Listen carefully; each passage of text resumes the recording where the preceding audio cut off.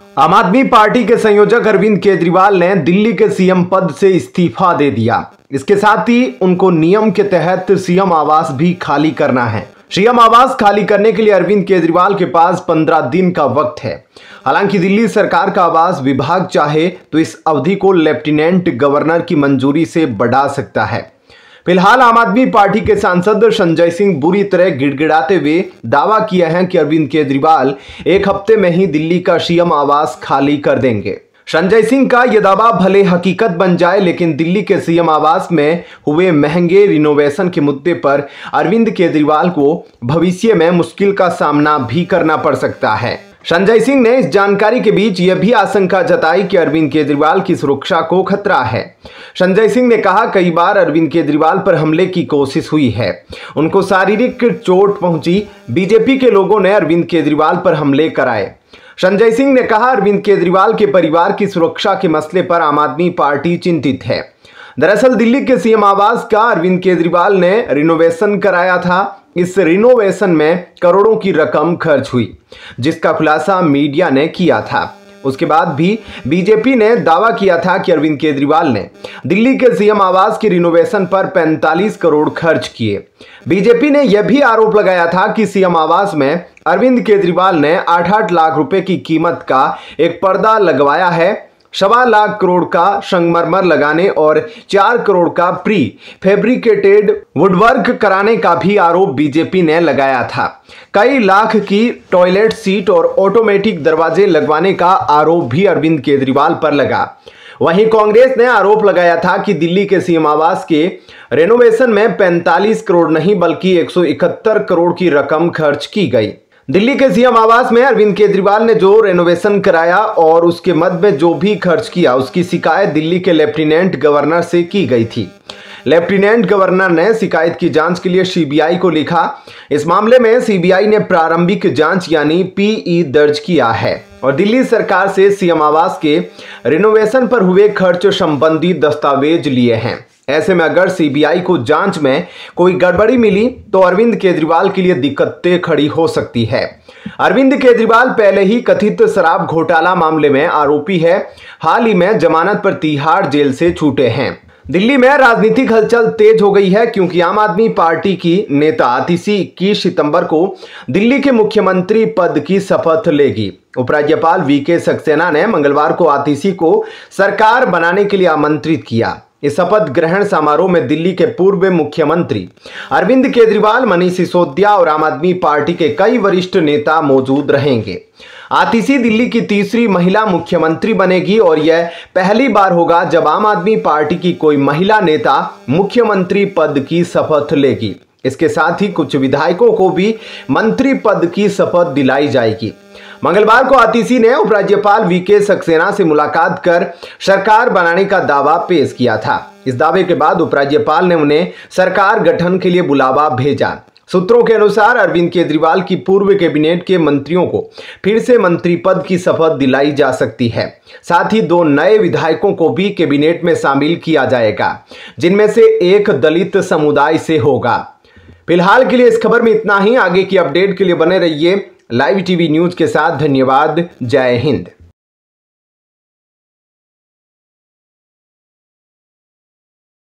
आम आदमी पार्टी के संयोजक अरविंद केजरीवाल ने दिल्ली के सीएम पद से इस्तीफा दे दिया। इसके साथ ही उनको नियम के तहत सीएम आवास भी खाली करना है। सीएम आवास खाली करने के लिए अरविंद केजरीवाल के पास 15 दिन का वक्त है। हालांकि दिल्ली सरकार का आवास विभाग चाहे तो इस अवधि को लेफ्टिनेंट गवर्नर की मंजूरी से बढ़ा सकता है। फिलहाल आम आदमी पार्टी के सांसद संजय सिंह बुरी तरह गिड़गिड़ाते हुए दावा किया है कि अरविंद केजरीवाल एक हफ्ते में ही दिल्ली का सीएम आवास खाली कर देंगे। संजय सिंह का यह दावा भले हकीकत बन जाए, लेकिन दिल्ली के सीएम आवास में हुए महंगे रिनोवेशन के मुद्दे पर अरविंद केजरीवाल को भविष्य में मुश्किल का सामना भी करना पड़ सकता है। संजय सिंह ने इस जानकारी के बीच यह भी आशंका जताई कि अरविंद केजरीवाल की सुरक्षा को खतरा है। संजय सिंह ने कहा, कई बार अरविंद केजरीवाल पर हमले की कोशिश हुई है, उनको शारीरिक चोट पहुंची। बीजेपी के लोगों ने अरविंद केजरीवाल पर हमले कराए। संजय सिंह ने कहा, अरविंद केजरीवाल के परिवार की सुरक्षा के मसले पर आम आदमी पार्टी चिंतित है। दरअसल दिल्ली के सीएम आवास का अरविंद केजरीवाल ने रिनोवेशन कराया था। इस रिनोवेशन में करोड़ों की रकम खर्च हुई, जिसका खुलासा मीडिया ने किया था। उसके बाद भी बीजेपी ने दावा किया था कि अरविंद केजरीवाल ने दिल्ली के सीएम आवास की रिनोवेशन पर 45 करोड़ खर्च किए। बीजेपी ने यह भी आरोप लगाया था कि सीएम आवास में अरविंद केजरीवाल ने 8-8 लाख रुपए की कीमत का एक पर्दा लगवाया है, 1.25 लाख करोड़ का संगमरमर लगाने और 4 करोड़ का प्री फैब्रिकेटेड वुडवर्क कराने का भी आरोप बीजेपी ने लगाया था। कई लाख की टॉयलेट सीट और ऑटोमेटिक दरवाजे लगवाने का आरोप भी अरविंद केजरीवाल पर लगा। वहीं कांग्रेस ने आरोप लगाया था कि दिल्ली के सीएम आवास के रेनोवेशन में 45 करोड़ नहीं बल्कि 171 करोड़ की रकम खर्च की गई। दिल्ली के सीएम आवास में अरविंद केजरीवाल ने जो रेनोवेशन कराया और उसके मद में जो भी खर्च किया, उसकी शिकायत दिल्ली के लेफ्टिनेंट गवर्नर से की गई थी। लेफ्टिनेंट गवर्नर ने शिकायत की जांच के लिए सीबीआई को लिखा। इस मामले में सीबीआई ने प्रारंभिक जांच यानी पीई दर्ज किया है और दिल्ली सरकार से सीएम आवास के रिनोवेशन पर हुए खर्च संबंधी दस्तावेज लिए हैं। ऐसे में अगर सीबीआई को जांच में कोई गड़बड़ी मिली तो अरविंद केजरीवाल के लिए दिक्कतें खड़ी हो सकती है। अरविंद केजरीवाल पहले ही कथित शराब घोटाला मामले में आरोपी है। हाल ही में जमानत पर तिहाड़ जेल से छूटे हैं। दिल्ली में राजनीतिक हलचल तेज हो गई है क्योंकि आम आदमी पार्टी की नेता आतिशी 21 सितंबर को दिल्ली के मुख्यमंत्री पद की शपथ लेगी। उपराज्यपाल वीके सक्सेना ने मंगलवार को आतिशी को सरकार बनाने के लिए आमंत्रित किया। इस शपथ ग्रहण समारोह में दिल्ली के पूर्व मुख्यमंत्री अरविंद केजरीवाल, मनीष सिसोदिया और आम आदमी पार्टी के कई वरिष्ठ नेता मौजूद रहेंगे। आतिशी दिल्ली की तीसरी महिला मुख्यमंत्री बनेगी और यह पहली बार होगा जब आम आदमी पार्टी की कोई महिला नेता मुख्यमंत्री पद की शपथ लेगी। इसके साथ ही कुछ विधायकों को भी मंत्री पद की शपथ दिलाई जाएगी। मंगलवार को आतिशी ने उपराज्यपाल वीके सक्सेना से मुलाकात कर सरकार बनाने का दावा पेश किया था। इस दावे के बाद उपराज्यपाल ने उन्हें सरकार गठन के लिए बुलावा भेजा। सूत्रों के अनुसार अरविंद केजरीवाल की पूर्व कैबिनेट के मंत्रियों को फिर से मंत्री पद की शपथ दिलाई जा सकती है। साथ ही 2 नए विधायकों को भी कैबिनेट में शामिल किया जाएगा, जिनमें से एक दलित समुदाय से होगा।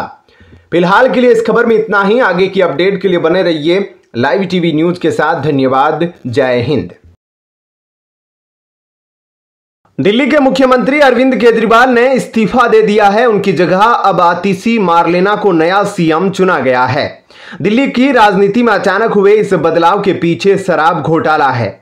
इसी शराब घोटाले के कारण मनीष सिसोदिया जेल गए और उनका उप मुख्यमंत्री का पद भी गया। उनकी जगह ही आतिशी को मंत्री बनाया गया था। अब अरविंद केजरीवाल ने भी विधानसभा चुनाव से 5 महीने पहले इस्तीफा देकर सहानुभूति वोट की चाहत में अपनी राजनीतिक चाल चली है। जब आतिशी को दिल्ली में मंत्री बनाया गया था तब दिल्ली भाजपा के उपाध्यक्ष कपिल मिश्रा ने एक्स पर एक पोस्ट के जरिए बताया था कि आतिशी की बहन रोजा बसंती की शादी पत्रकार भूपेंद्र चौबे से हुई है, जो इंडिया अहेड न्यूज में बड़े पद पर थे।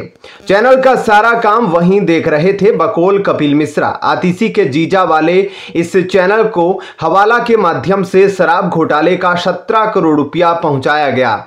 उन्होंने आपके नेताओं द्वारा खुद को कट्टर ईमानदार बताए जाने पर निशाना साधा था। इंडिया अहेड न्यूज चैनल में कमर्शियल हेड के रूप में तैनात रहे अरविंद कुमार सिंह को सीबीआई ने शराब घोटाले में गिरफ्तार भी किया था। जून 2021 से लेकर जनवरी 2022 तक हवाला के जरिए हुए पैसों के लेन देन में उन्हें जांच एजेंसी ने शामिल बताया था। अरविंद कुमार सिंह चैनल में प्रोडक्शन कंट्रोलर भी थे। गोवा में आपका चुनाव प्रचार देख रही कंपनी चेरियट मीडिया के खाते में 17 करोड़ रुपए ट्रांसफर किए जाने के आरोप में उन्हें गिरफ्तार किया गया था।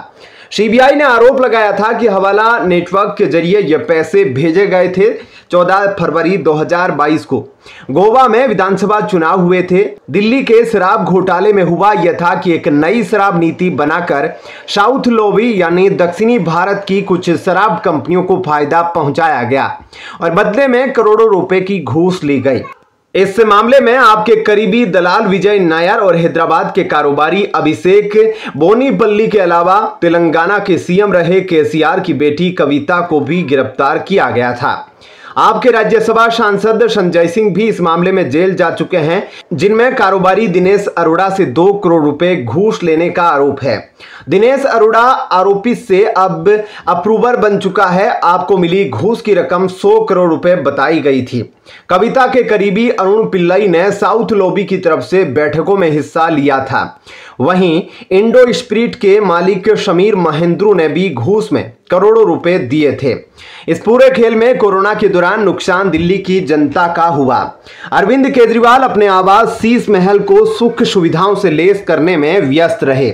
ऐसे में इंडिया अहेड न्यूज चैनल से आप नेता आतिशी का कनेक्शन और इसका हवाला के जरिए आपके लिए काम कर रही कंपनी को करोड़ों रुपए देना संयोग तो हो नहीं सकता। बड़ी बात तो यह है, चैनल 2023 की शुरुआत तक ठप भी हो गया। ऊपर से कई कर्मचारियों को कई महीनों का वेतन नहीं दिया गया। सो अलग रिद्धिमा केडिया और आकांक्षा वर्मा सहित अन्य पत्रकारों ने इसका खुलासा किया। कई रिपोर्टरों और एंकरों को सैलरी नहीं दी गई। तब इस कंपनी के एडिटर इन चीफ रहे भूपेंद्र चौबे ने कहा था, चैनल के मालिक अपनी तरफ से पूरी कोशिश कर रहे हैं कि सबको वेतन मिल जाए। वो ये भूल गए कि कर्मचारियों को कोशिश नहीं, तय समय पर खाते में उनकी मेहनत के बदले पैसा चाहिए होता है। वैसे ये बात सुप्रीम कोर्ट में भी कई बार बताई जा चुकी है कि आपने शराब घोटाले से मिले पैसे गोवा चुनाव में खर्च किए। इसके सबूत के रूप में व्हाट्सएप चैट्स भी पेश किए गए थे। पार्टी को इस चुनाव में महज 2 सीटें ही मिली थी। आतिशी मारलेना अपने जीजा के चैनल के हवाला कारोबार में संलिप्त रहने से इनकार करती रही। हालांकि वो इस बात का जवाब नहीं दे पाई कि शराब घोटाले का खुलासा होते ही अचानक यह चैनल बंद क्यों हो गया और कर्मचारियों का वेतन क्यों रुक गया। सिर्फ अरविंद कुमार सिंह ही नहीं बल्कि IAN चैनल और इसकी पेरेंट कंपनी आंध्र प्रभा से जुड़े 3 लोग जांच एजेंसियों के निशाने पर थे। अक्टूबर 2022 में इंडिया अहेड न्यूज के मैनेजिंग डायरेक्टर मूठा गौतम से भी ED द्वारा पूछताछ हुई थी। इसी चैनल के एक अन्य अधिकारी अर्जुन पांडे का नाम भी शराब घोटाले की FIR में शामिल है। अर्जुन पांडे न्यूज चैनल के सेल्स एवं मार्केटिंग विभाग के प्रमुख थे। आरोप है कि उसने 4 करोड़ रुपए विजय नायर की तरफ से समीर महेंद्रू से लिए। तब भूपेंद्र चौबे ने कहा था कि अर्जुन पांडे सिर्फ कंसल्टेंट था और इस्तीफा दे चुका है। आंध्र प्रभा के बारे में बता दें कि इसकी स्थापना इंडियन एक्सप्रेस के संस्थापक रामनाथ गोयनका ने ही की थी। काकीनाडा के 4 बार विधायक रहे मूठा गोपाल कृष्ण अब इसके मालिक है। 2019 में भूपेंद्र चौबे खुलकर आपके संबंध में सोशल मीडिया पर पोस्ट करते थे। इस समय उनकी साली आतिशी को ईस्ट दिल्ली लोकसभा क्षेत्र से उम्मीदवार बनाया गया था। हालांकि वो तीसरे नंबर पर रही थी। भूपेंद्र चौबे की पत्नी रोजा बसंती आतिशी मारलेना की बड़ी बहन है। उसी चुनाव में उम्मीदवार बनने के बाद आतिशी ने अपने नाम से मारलेना सरनेम हटा लिया था। उनके पिता का नाम विजय सिंह और मां का नाम तृप्ता वाही है। दोनों DU में प्रोफेसर है। फिलहाल के लिए इस खबर में इतना ही। आगे की अपडेट के लिए बने रहिए लाइव टीवी न्यूज के साथ। धन्यवाद। जय हिंद। दिल्ली की नई मुख्यमंत्री आतिशी के उत्थान के साथ कुछ विवाद भी देखने को मिले, जिनमें से एक उनका उपनाम मारलेना हटाना भी है। आतिशी के माता पिता वामपंथी विचारधारा से जुड़े थे। उन्होंने कार्ल मार्क्स और व्लादिमीर लेनिन के उपनामों को मिलाकर अपनी बेटी को मारलेना की उपाधि दी थी। दिल्ली विश्वविद्यालय के प्रोफेसर विजय सिंह और तृप्ता वाही की बेटी आतिशी ने अपनी स्कूली शिक्षा स्प्रिंगडेल्स स्कूल से की है। सेंट स्टीफन्स कॉलेज से स्नातक और ऑक्सफोर्ड यूनिवर्सिटी से मास्टर्स किया। आतिशी ने भारतीय राजनीति की संवेदनशीलता और गलतफहमी की संभावनाओं के कारण 2018 में अपना उपनाम मारलेना छोड़ दिया। मारलेना नाम मार्क्स और लेनिन से मिलकर बना था, जो उनके माता पिता की वामपंथी विचारधारा को दर्शाता था। राजनीति में अपने उत्थान के दौरान विशेष रूप से 2019 के लोकसभा चुनाव से पहले आतिशी को उन अटकलों और अफवाहों का सामना करना पड़ा कि उनका उपनाम उन्हें कम्युनिस्ट विचारधारा से जोड़ता है। राजनीतिक संवेदनशीलता को देखते हुए उन्होंने अपनी राजनीतिक मान्यताओं की किसी भी गलत व्याख्या से बचने के लिए मारलेना को हटाने और अपना नाम केवल आतिशी इस्तेमाल करने का फैसला किया। इसका उद्देश्य यह सुनिश्चित करना था कि उनका ध्यान अपने उपनाम से संबंधित अनावश्यक विवादों के बजाय अपने काम पर केंद्रित रहे। आतिशी ने 2018 में कहा था, मार्लिना मेरा उपनाम नहीं है, मेरा उपनाम सिंह है जो मैंने कभी इस्तेमाल नहीं किया। दूसरा नाम मेरे माता पिता ने दिया था। मैंने अपने चुनाव अभियान के लिए सिर्फ आतिशी का इस्तेमाल करने का फैसला किया है। ऐसी खबरें थी कि भाजपा आतिशी को एक विदेशी और ईसाई के रूप में पेश करने की कोशिश कर सकती है। साथ ही इस तथ्य को भी उजागर कर सकती है कि उनका नाम 2 कम्युनिस्ट विचारकों के नाम पर रखा गया था। आप नेता सौरभ भारद्वाज ने कहा कि पार्टी को एहसास हुआ कि विपक्ष के कुछ तत्व उन्हें बाहरी और संभवतः विदेशी बताकर लोगों को गुमराह करने की कोशिश कर रहे हैं। उन्होंने कहा कि उपनाम हटाने का फैसला पूरी तरह से आतिशी का था। उस समय दिल्ली भाजपा के राजेश भाटिया ने आपके आरोपों से इनकार करते हुए कहा कि पार्टी ने वोट जीतने के लिए कभी भी धर्म का इस्तेमाल नहीं किया। भाजपा कभी भी सांप्रदायिक राजनीति नहीं करती है। आतिशी और आपको लोकसभा चुनाव में बुरी तरह हार का डर सता रहा है। यह एक बहाना है जो उन्होंने अपनी हार के लिए दिल्ली के लोगों को बताना शुरू कर दिया है। बता दें कि आम आदमी पार्टी की वरिष्ठ नेता आतिशी दिल्ली की नई मुख्यमंत्री होगी। पार्टी ने मंगलवार को सर्वसम्मति से सहमति व्यक्त की जब अरविंद केजरीवाल ने पार्टी के विधायकों की बैठक में अपने उत्तराधिकारी के रूप में उनका नाम प्रस्तावित किया। कांग्रेस की शीला दीक्षित और भाजपा की सुषमा स्वराज के बाद आतिशी दिल्ली की तीसरी महिला मुख्यमंत्री होगी। अरविंद केजरीवाल शाम 4:30 बजे राजनिवास में उपराज्यपाल वीके सक्सेना से मुलाकात कर मुख्यमंत्री पद से अपना इस्तीफा दे दिए, जिससे उनके उत्तराधिकारी के रूप में आतिशी की नियुक्ति का रास्ता साफ हो गया। फिलहाल के लिए इस खबर में इतना ही। आगे की अपडेट के लिए बने रहिए लाइव टीवी न्यूज के साथ। धन्यवाद। जय हिंद। वरिष्ठ अधिवक्ता कपिल सिब्बल आरजीकर मेडिकल कॉलेज एवं अस्पताल में महिला डॉक्टर के बलात्कार और हत्या के मामलों में पश्चिमी बंगाल सरकार का प्रतिनिधित्व कर रहे हैं। उन्होंने आरजीकर अस्पताल बलात्कार और हत्या मामले में सुप्रीम कोर्ट की कार्यवाही की लाइव स्ट्रीमिंग का विरोध किया। सिब्बल ने कहा कि 5 दशकों में बनाई गई प्रतिष्ठा लाइव स्ट्रीमिंग से नष्ट हो जाएगी। कपिल सिब्बल ने सुप्रीम कोर्ट से लाइव फीड को रोकने का आग्रह किया और शिकायत की कि इससे वकीलों की प्रतिष्ठा को नुकसान पहुंचा है और उन्हें धमकियां मिल रही है। समाजवादी पार्टी के समर्थन से राज्यसभा सांसद बने वकील ने कहा कि भले ही वे आरोपितों का प्रतिनिधित्व नहीं कर रहे हैं, फिर भी उन्हें धमकियां मिल रही है। उन्होंने कोर्ट को सूचित किया कि उनकी चैम्बर में महिला वकीलों को बलात्कार की धमकियां दी गई है। कपिल सिब्बल ने सुप्रीम कोर्ट से कहा, ऐसे भावनात्मक प्रभाव वाले मामलों की लाइव स्ट्रीमिंग गंभीर परिणाम उत्पन्न कर सकती है। हमारे पास 50 साल की प्रतिष्ठा दांव पर है। हम आरोपियों का प्रतिनिधित्व नहीं कर रहे हैं। मैंने कहा, हंसी मजाक किया, यह अन्याय है। यह धमकियां अब मेरी चैम्बर की महिलाओं को प्रभावित कर रही है। इसके जवाब में सीजेआई डीवाई चंद्रचूड़ की अध्यक्षता वाली बेंच ने जनहित के पहलू को महत्व देते हुए कहा कि कोर्ट खुली तरीके से काम करता है। मुख्य न्यायाधीश ने आश्वस्त किया कि कोर्ट किसी भी धमकी का समाधान करेगा, लेकिन मामले की लाइव स्ट्रीमिंग को बंद करने से इनकार कर दिया। इससे पहले सुप्रीम कोर्ट ने सीबीआई को कोलकाता बलात्कार मर्डर मामले में एक नई रिपोर्ट प्रस्तुत करने का निर्देश दिया, क्योंकि एजेंसी ने फोरेंसिक रिपोर्ट पर संदेह जताया था। सीबीआई ने सुप्रीम कोर्ट को जांच की प्रगति पर एक गोपनीय अपडेट प्रदान किया। बलात्कार और हत्या की जांच के अलावा सीबीआई आरजीकर के पूर्व प्रिंसिपल संदीप घोष और अन्य लोगों के खिलाफ अपराध और अस्पताल में उनके कार्यकाल के दौरान वित्तीय अनियमितताओं की जांच भी कर रही है। पिछली सुनवाई में सीबीआई का प्रतिनिधित्व कर रहे सॉलिसिटर जनरल तुषार मेहता ने एम्स दिल्ली और अन्य फोरेंसिक लैब्स को सैंपल भेजने की योजना का उल्लेख किया। उन्होंने कहा कि सैंपल की चेन ऑफ कस्टडी एक महत्वपूर्ण प्रश्न बन गई है। उन्होंने कहा था, हमें एक फोरेंसिक रिपोर्ट मिली है और यह स्वीकार किया गया है कि जब लड़की को 9:30 पर सुबह पाया गया तो उसकी जींस और अंडरगारमेंट्स के पास में पड़ी थी। वह सेमी न्यूड थी और उसके शरीर पर जख्म के कई निशान दिख रहे थे। सैंपल लिए गए और CFSL पश्चिमी बंगाल को भेजे गए, लेकिन अंततः सीबीआई को इन्हें एम्स और अन्य लैब्स में भेजने के लिए मजबूर होना पड़ा। सीबीआई ने कोलकाता के central forensic science lab CFSL report के निष्कर्षों के बारे में भी बताया, लेकिन फिलहाल इसकी कोई डिटेल नहीं दी। पहले की सुनवाई में सुप्रीम कोर्ट ने पोस्टमार्टम चालान की अनुपस्थिति पर सवाल उठाया था। सीबीआई की नवीनतम रिपोर्ट की समीक्षा के बाद कोर्ट ने चल रही जांच पर टिप्पणी करने से परहेज किया। सुप्रीम कोर्ट ने कहा कि विवरण प्रकट करने से प्रक्रिया में बाधा उत्पन्न हो सकती है। कोर्ट ने पुष्टि की कि सीबीआई के प्रयास सच्चाई को उजागर करने के लिए हैं। फिलहाल के लिए इस खबर में इतना ही। आगे की अपडेट के लिए बने रहिए लाइव टीवी न्यूज के साथ। धन्यवाद। जय हिंद।